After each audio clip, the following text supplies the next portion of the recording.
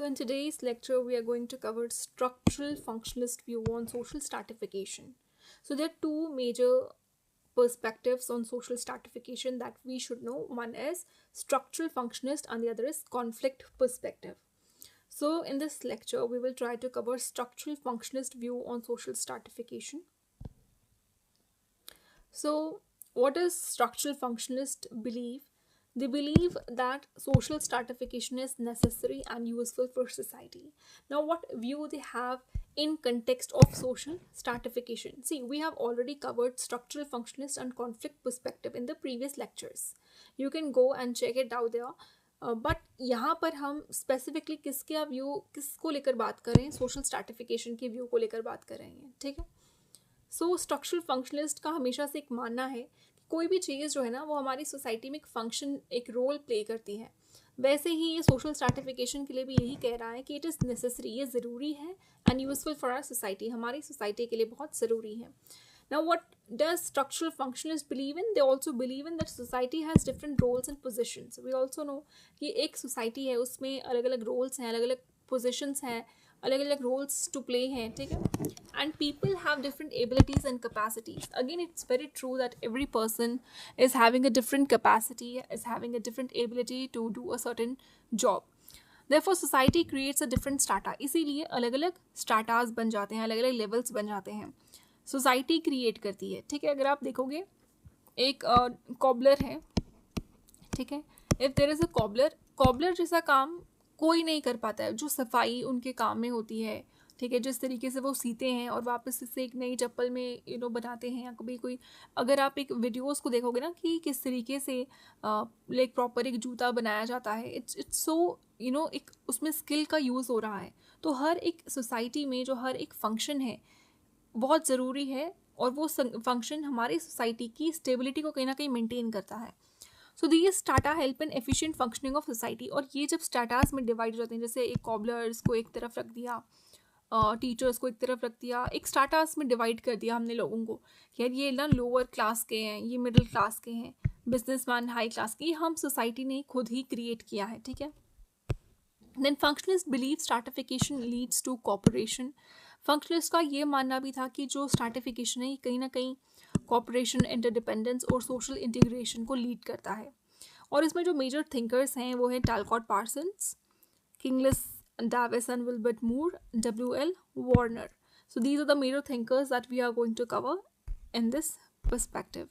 So the very first person or the thinker we are going to talk about is Talcott Parson. What view he carries regarding social stratification. So according to Talcott Parsons, every society is based on value consensus. देखो Talcott Parson के हिसाब से पूरी society जो है ना वो value consensus पे बेस्ड है. ठीक है. उसका क्या मतलब है इस वैल्यू से, इस वैल्यू कंसेंसस से वो क्या कहना चाहता है? देखो टैलकॉट पार्सन का ये मानना था कि सोसाइटी जो है ना उसकी अलग अलग नॉर्म्स हैं, अलग अलग रूल्स हैं, और वो रूल्स एंड नॉर्म्स को हमें कंफर्म करना चाहिए, हमें मानना चाहिए. ठीक है. और जैसे जैसे वो डिज़ायरेबल होते जाते हैं, वो rules and regulations that are desirable to follow and we follow those rules, they are often rewarded also. तो एक पैटर्न है, आप देख सकते हो. So people they tend to follow social norms and फिर वो कहीं ना कहीं अपनी परफॉर्मेंसेस को कहीं ना कहीं कंपेयर करते हैं. ठीक है. और जो डिफरेंशियल कन्फर्मिटी होती है और जो डिफरेंशियल रिवॉर्ड्स होते हैं उसी से स्ट्राटा सोसाइटी में क्रिएट होता है, क्योंकि हर एक इंसान एक अलग लेवल का काम करेगा, सोशल नॉर्म्स को फॉलो करेगा. ठीक है. तो जो परफॉर्म करते हैं, जितना ज़्यादा उनका लिए कन्फर्म करते हैं टू दीज नॉर्म्स, उनको उतने ही ऑब्वियसली रिवॉर्ड्स अच्छे मिलेंगे और वो और हायर रैंक्ड होंगे. है ना. वहीं पर कोई इंसान है जो कहीं ना कहीं सोसाइटी के नॉर्म्स और रूल्स को नहीं फॉलो कर रहा है, जैसे कोई रॉबरर है, कोई थेफ्ट कर रहा है, कोई बैंक रॉबरी कर रहा है, तो वो नॉर्म्स को नहीं फॉलो कर रहे हैं, तो उनके लिए उतना ही पनिशमेंट रखी हुई एक तरीके से. तो बेसिक चीज़ें हैं जो फुलफ़िल करने की ज़रूरत है, और आप जैसे जैसे अपने रूल्स और रेगुलेशंस को फॉलो करते हो तो सोसाइटी में एक स्टेबिलिटी मेंटेन रहती है. की आइडियाज़ क्या है? Society has shared norms and values. People who follow these norms more strongly are rewarded. Different levels of rewards create stratification. उससे एक स्ट्रैटिफिकेशन क्रिएट हुई. अब जो नॉर्म्स को फॉलो कर रहा है, ठीक है, जिसने रूल्स को फॉलो किया, अच्छे से पढ़ाई की, लिखाई की, कोई रूल ब्रेक नहीं किया, तो वो कोई ऑफिसर बन गया।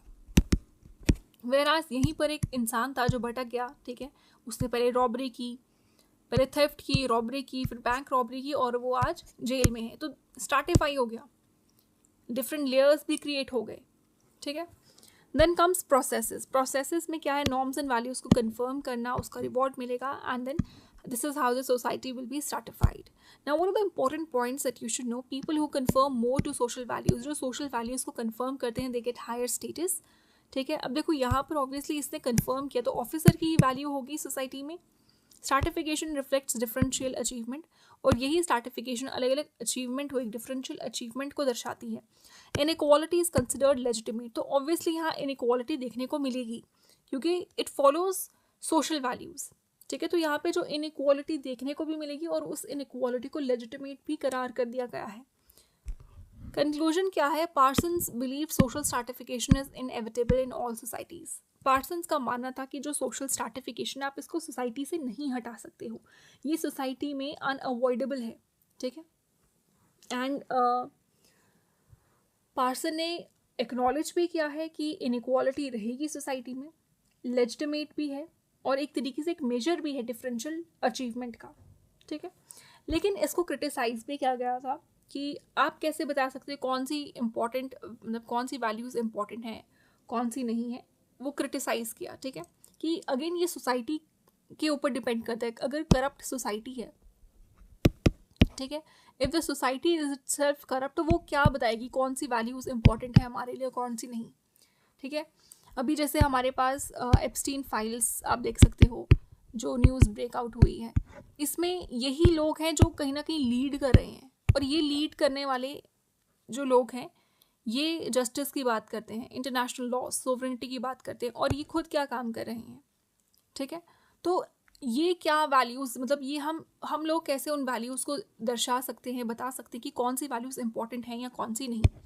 डिफरेंट ग्रुप्स एंड सोसाइटी में फॉलो डिफरेंट वैल्यूज़, और अलग अलग ग्रुप्स में आप देखोगे अलग अलग वैल्यूज़ को, हर कोई इंसान अलग अलग वैल्यूज़ को फॉलो करता है। एक सोसाइटी में जिस वैल्यू को बहुत मान्य दिया जाता हो, मान्यता हो, मे बी अदर सोसाइटी में उस वैल्यू की इंपॉर्टेंस ही नहीं हो, ठीक है। सो W.L. वार्नर का कॉन्ट्रीब्यूशन देखते हैं, क्या W.L. वार्नर कहना चाहते हैं। देखो ये भी एक मेजर सपोर्टर रहे हैं functionalist view of social stratification का। He emphasise social status rather than economic class. इन्होंने सोशल स्टेटस को एम्फसाइज किया है instead of economic class as a basis of social stratification, as a basis of social stratification, okay. इनका famous work था W.L. Warner का the social life of a modern community 1941। The social life of a modern community 1941 में इन्होंने एक book लिखी, और ये इस फेमस बुक में हमें पता चलता है कि ये सोशल स्टेटस को बहुत एम्फेसिस देते हैं। इनका बेसिस ऑफ स्ट्रैटिफिकेशन क्या रहता है, 3 डिटरमिनेंट्स बताए हैं स्टेटस के। They have talked about 3 determinants of status, education, occupation, income, ठीक है। और जो चीज़ें, बाकी चीज़ें जो इफेक्ट कर रही हैं स्टेटस को, वो है हमारी friendship networks, membership in voluntary groups, leisure activities, lifestyle. ये सब चीज़ें भी हमारे स्टेटस को कहीं ना कहीं इफेक्ट करती हैं, बढ़ाती हैं, ठीक है। बढ़ाती हैं या गिराती हैं किसी भी वे में, पॉजिटिव और नेगेटिव, इट कैन इफेक्ट, ठीक है। ऑब्वियसली हमें पता है कि अगर एक इंसान के स्टेटस को, हम जो सोसाइटी, हम किसी को इज्जत देते हैं ना, तो हम उसके स्टेटस को देखते हैं। हमारी सोसाइटी इतनी नैरो, इतनी शैलो हो गई है कि हम देखेंगे अच्छा, इससे अगर इसके पास अच्छी एजुकेशन है, he is a well known person, अच्छी ऑक्यूपेशन है, अच्छी इनकम है, तो हम बहुत उसे रिस्पेक्टेड फील कराएंगे और एक्सट्रीम रिस्पेक्ट या अच्छा बनने की कोशिश करेंगे। Where as a person who does not is like who does not have a good occupation और a good income and even a basic education, we treat those people very badly, और ये हमारे बिहेवियर में reflect होता है, ठीक है। की आइडिया क्या था W.L. वार्नर का, stratification is determined by status evaluation with in community life, कि आप स्ट्रैटिफिकेशन कैसे डिटरमाइन करते हो, स्टेटस को इवैल्यूएट करके। ऑब्वियसली बात है, ये चीज़ है, अगर आप आज देखोगे गरीब इंसान है, हमने उसको ना खुद से स्ट्रैटिफाई किया कि यार ये गरीब इंसान है, हालांकि वो अपने लिए 2 वक्त की रोटी अगर कमा रहा है, तो हम ना उसको कैसे ट्रीट कर रहे हैं, ये हम लोगों को अपने आप में रिफ्लेक्ट करना चाहिए। हम एक गरीब इंसान को किस तरीके से ट्रीट करेंगे और एक अमीर इंसान को, एक मिडिल क्लास इंसान को, हम हालांकि कोई बहुत बड़े वो नहीं होते हैं, बट हमारा रिफ्लेक्ट करता है, हमारे बिहेवियर, हमारा एक पैटर्न बन चुका होता है, और ये कहीं ना कहीं एक स्ट्रैटिफिकेशन को दर्शाता है, ठीक है। Davis and Moore's functional theory, Davis और मूर की फंक्शनल थ्योरी को हम पढ़ते हैं। देखो इन्होंने they formulated this functionalist theory in their work some principles of social stratification 1945। इन्होंने फंक्शनलिस्ट थ्योरी को अपने work some principle of social stratification written in 1945 में बताया। किंग्सली, डेविस एंड मूर, हम इसको डेविस एंड मूर भी बड़ी जगह इससे लिखते हैं, ठीक है, अगर पूरा नाम नहीं लिखते हैं बट ये डेविस एंड मूर लिख लीजिएगा। He presented the most famous functionalist explanation, और इनका वर्क याद रखिएगा, ठीक है। मेन आर्ग्यूमेंट क्या थी? All societies are stratified because stratification performs important functions. जितनी भी सोसाइटीज़ हैं वो स्ट्रैटिफाइड है, ठीक है, क्योंकि स्ट्रैटिफिकेशन जो है एक बहुत ही इंपॉर्टेंट फंक्शन को परफॉर्म करता है। अब इनका क्या की प्रोपोजिशन रहा डेविस एंड मूर का, ठीक है। इनका था कि कोई भी सोसाइटी जो है वो क्लासलेस नहीं होती है, कोई भी society, no society is classless, कोई भी सोसाइटी क्लासलेस नहीं होती है। स्ट्रैटिफिकेशन एग्जिस्ट करता है तभी क्लासलेस, जब वो क्लासलेस ही नहीं है, यानी कि हर किसी के पास क्लास है कहीं ना कहीं, तो स्ट्रैटिफिकेशन एग्जिस्ट कर रही है क्योंकि हमने क्लासेस में कहीं ना कहीं डिफाइन किया हुआ है लोगों को, ठीक है। Different positions have different importance, अलग अलग पोजीशन के अलग अलग इंपॉर्टेंस है। जैसे कुछ जॉब्स फंक्शनली ज़्यादा इंपॉर्टेंट है, जैसे अभी आज के टाइम में हम डॉक्टर्स को लाइफ सेवर्स कहते हैं, हम कहते हैं कि ये जॉब बहुत इंपॉर्टेंट है, ठीक है, तो हमारी ज़िंदगी, हमारी जानें बचाते हैं, दे आर डॉक्टर्स, ठीक है। आर्मी, तो ये फंक्शनली बहुत इंपॉर्टेंट है। आर्मी हमारे नेशन को किस तरीके से सिक्योर करके रखती है, किस तरीके से आज हम यहाँ पर आराम से बैठे हुए हैं, just because the army soldiers they are sacrificing their life at the borders, they are giving their lives for us people. Now important jobs require special skills. Obviously अब एक आर्मी मैन ऐसे तो नहीं आर्मी मैन बनेगा, उसकी एक proper training होती है, तो हर एक इंपॉर्टेंट जॉब की ना स्पेशल स्किल्स होते हैं। वैसे ही डॉक्टर है, डॉक्टर में आप पहले नीट का एग्ज़ाम निकालो, फिर MBBS करो, फिर MD करो, फिर MS सर्जन बन जाओ, कुछ भी करो, तो मतलब इतने आपके साल ट्रेनिंग में निकल जाते हैं, 7-8 साल आप प्रॉपर ट्रेनिंग स्किल को एक्वायर करने में लगाते हो। So these require training and sacrifice, higher rewards motivate people. जितना हायर रिवॉर्ड रखा होगा उतना वो मोटिवेट करता है पीपल को। For example higher income, prestige. अब हम एग्जाम्पल ले लेते हैं IAS है, ठीक है, इसमें हम कहते हैं it's a job of a prestige and power, and people are actually crazy for this. IAS बनना है, KS बनना है, ठीक है, they are giving actually their time to this job. वो अपने 18 घंटे पढ़ रहे हैं, 12 घंटे पढ़ रहे हैं, ये मतलब ये हमें सुनने में मिलता है, ठीक है। I haven't seen anyone studying like this, but हाँ कहने में होता है कि हम 12-15 घंटे पढ़ते हैं, we give this much of time, and it's also one of the toughest exam in India. So आपको जितना प्रेस्टीज पावर है कहीं ना कहीं मोटिवेट कर रहा है, मुझे वो पावर चाहिए, मुझे प्रेस्टीज चाहिए, मुझे स्टेटस चाहिए सोसाइटी में, you kind of get motivated due to this, ठीक है। किसी जॉब की हायर इनकम है तो वो इस वजह से मोटिवेट होता है, तो कहीं ना कहीं motivate talented individuals. For example doctor receive more rewards than cleaners because medical training is long, work is considered more important for society. देखो क्लीनर्स का सच कोई टेस्ट नहीं है कि आपको क्लीनिंग का कोई टेस्ट क्लियर करना है, वेराज इफ यू सी डॉक्टर्स, अब इनको बहुत रिवॉर्ड्स मिल रहे हैं तो आप कहोगे कि इनइक्वालिटी एग्जिस्ट कर रही है सोसाइटी में, ठीक है। लेकिन आप डॉक्टर्स का ये भी देखो कि कितना स्ट्रगल है उसके पीछे, उस डॉक्टर बनने के पीछे। अगर उनका रिवॉर्ड ज़्यादा है भी तो they have such a long struggle to do. Like for example if they are clearing this NEET exam, they have to go through with this 5-year MBBS training and they can not get fail. अगर वो fail हो जाते हैं तो एक year I think वो पीछे चले जाते हैं, तो उनको वो पूरा MBBS क्लियर करना है, और उसके बाद अगर उनको PG करनी भी है तो उसके लिए again they have to pass an exam to enter into PG। So this goes like on and on, यानी कि ट्रेनिंग चलती रहती है। तो मेडिकल ट्रेनिंग लॉन्ग है, ठीक है, और work is considered more important for society. Conclusion क्या निकलता है इसका कि स्ट्रैटिफिकेशन इंश्योर करती है रोल एलोकेशन, रोल्स को एलोकेट किया है। एक क्लीनर की अपनी जॉब है, एक कॉबलर की अपनी जॉब है, एक टीचर की अपनी जॉब है, और एक डॉक्टर की, एक आर्मी ऑफिसर की, एक कर्नल की, एक IAS ऑफिसर की, हर एक को रोल एलोकेट किया हुआ है। और वो कहीं ना कहीं इंसान जब अपने अपने काम में लगे हुए हैं मस्त, यानी कि हर एक डिविजन प्रॉपरली सोसाइटी में है, तो it kind of bring social cohesion in the society and stability also, and it is motivation also for performance and efficient functioning of society में हेल्प आउट करता है। लेकिन अब हमें क्रिटिसिज्म भी फंक्शनलिस्ट थ्योरी का देखने को मिलेगा, ठीक है. There is this criticism of functionalist theory, और फंक्शनलिस्ट थ्योरीज ने काफ़ी फेस किया है स्ट्रॉन्ग क्रिटिसिज्म. मेल्विन ट्यूमन से one of the strongest critics of Davis and Moore का जो थे वो मेल्विन ट्यूमन थे. मेल्विन ट्यूमन जो है one of the biggest critics रहे हैं, ठीक है.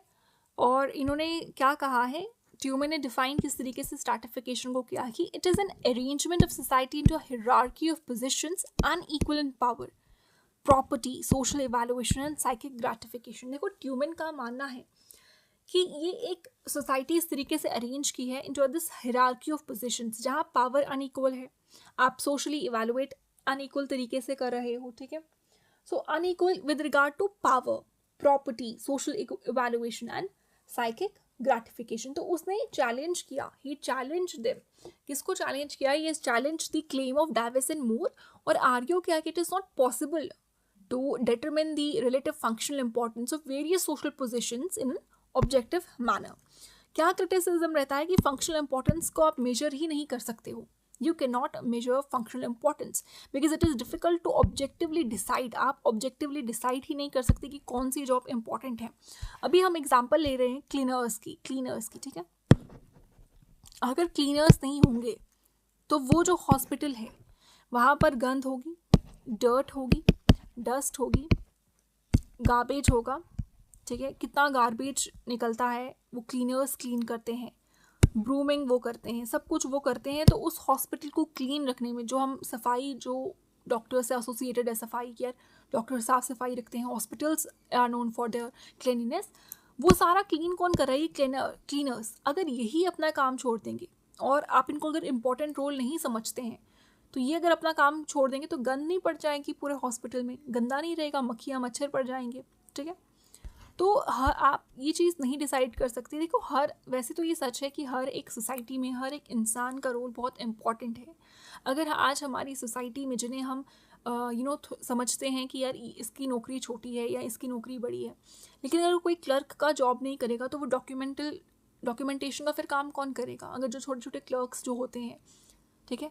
हमारा नज़रिया इस तरीके का है कि हमने स्ट्रैटिफाई कर दिया है सोसाइटी को इस तरीके से कि हाँ ये जॉब इम्पॉर्टेंट है, ये जॉब इम्पॉर्टेंट नहीं है. ये फिर हम उस जॉब को उस इंसान से भी कहीं ना कहीं एसोसिएट करते हैं कि अगर ये इसकी इंसान की जॉब छोटी है तो ये इंसान भी छोटा है. तो हमारे लहजे में एक कहेंगे ना एक तंज भरा लहजा रहता है. हमारा एक लहजा जो है उसमें एक कड़वाहट होती है एक इंसान के प्रति. जो इंसान कुछ भी नहीं कर रहा है, आपको कोई हार्म नहीं पहुंचा रहा है, just because he is doing some cleaning part, he is doing some कोई इस तरीके का वर्क कर रहा है, तो हम उन्हें छोटा समझकर, तुच्छ समझकर हम उन्हें डिग्रेड करने की कोशिश करते हैं, जो कि बिल्कुल हमारे पार्ट पे गलत है.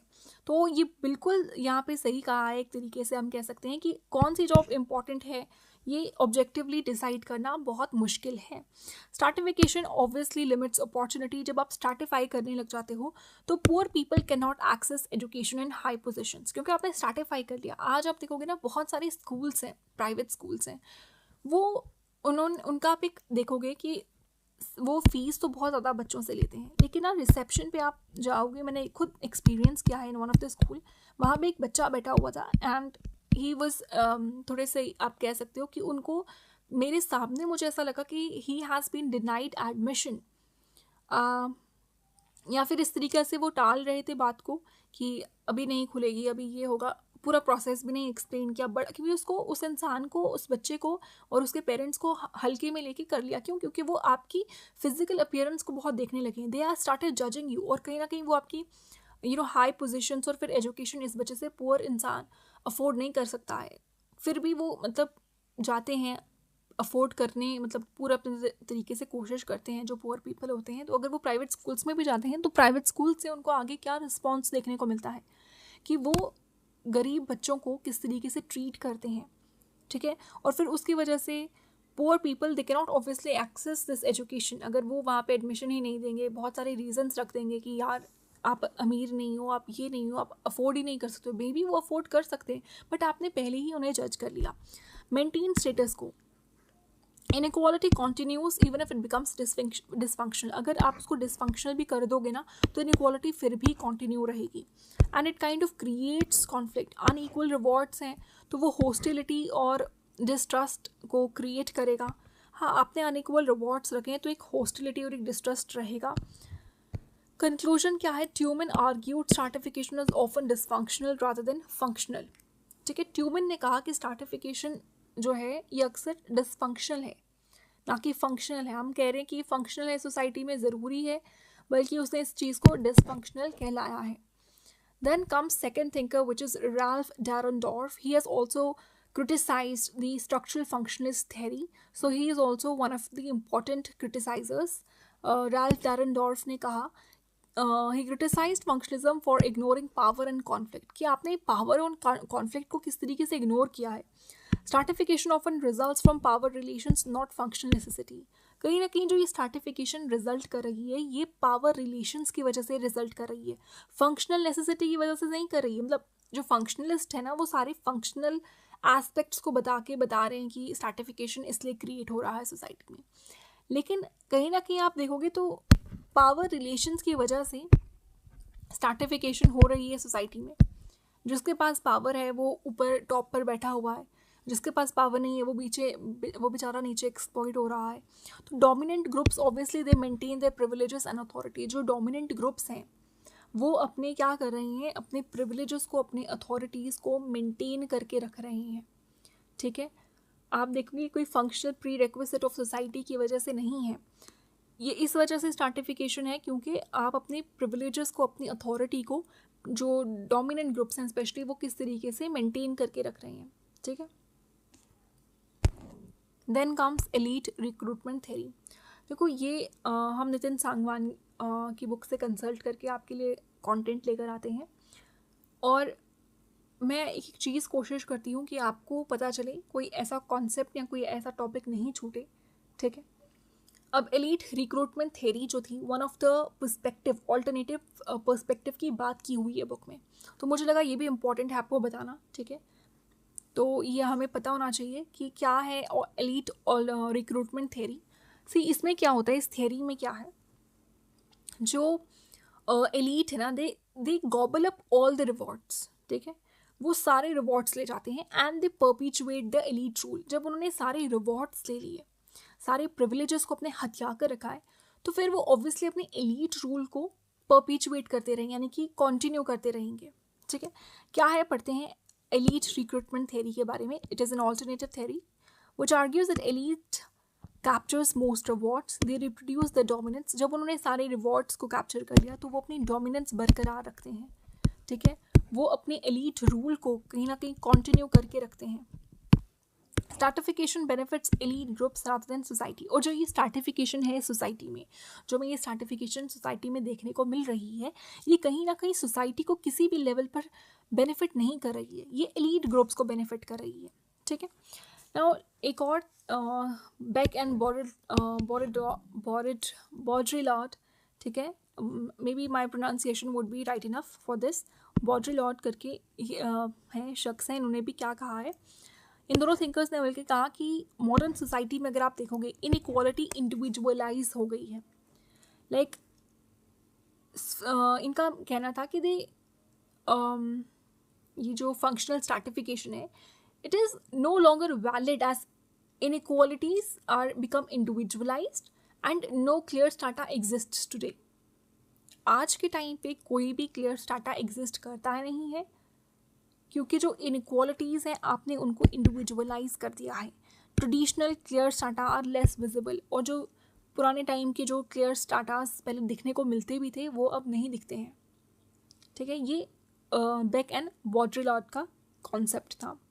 ठीक है, so we have completed our structural functionalist perspective on social stratification. In the next lecture we will try to cover conflict as well.